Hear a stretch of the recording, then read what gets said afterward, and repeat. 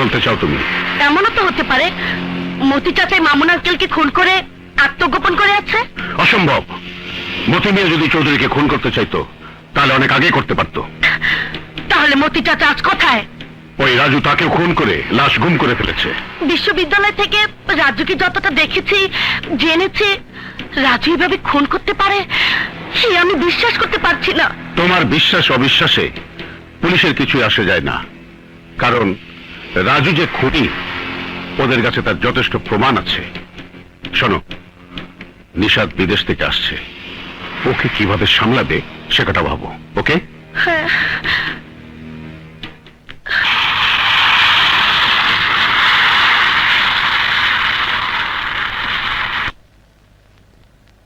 কেমন করে কাটালে বিদেশে? বিদেশে খুব ভালো সময় কেটেছে, তুই থাকলে আরো মজা হতো।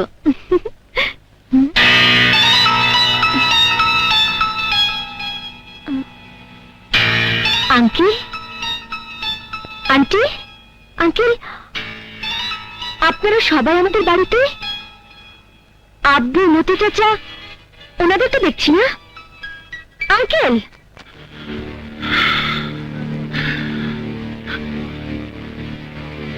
কি হয়েছে? তোমরা কথা বলছো না কেন? বাবু, তোমার আব্বু আর নেই। না আঙ্কেল, না, আমি বিশ্বাস করি না। তোমার আব্বু খুন হয়েছে। আমি বিশ্বাস করি না, আমি বিশ্বাস করি না। চৌধুরী আঙ্কেল খুন হবার রাত থেকে মতি চাচা উধাও। মতি চাচা কখনো আব্বুকে খুন করতে পারে না, কখনো পারে না।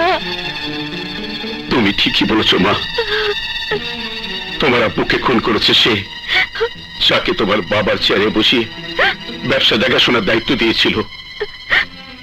সে তোমার ভালোবাসার হৃদয়কে ভেঙে চুরমার করে দিয়েছে। সে রাজু। না না, রাজু আমার এত বড় সর্বনাশ করতে পারে না। রাজু এতটা নিষ্ঠুর অমানুষ হতে পারে না। পারে পারে পারে। ওই রাজু 5 কোটি টাকা আত্মসাৎ করে হিসাব মিলাতে না পেরে তোমার বাবাকে খুন করে পালিয়েছে। রাজু পালাবার সময় তোমার দু আন্টি এবং রক্তমাখা টাকা ফেলে যায়। এখন পুলিশ হেফাজতে আছে। আমি কিভাবে বিশ্বাস করব যাকে আমি সবচেয়ে বেশি বিশ্বাস করতাম, ভালোবাসতাম, সে রাজুই আমার বাবাকে খুন করেছে, খুন করেছে।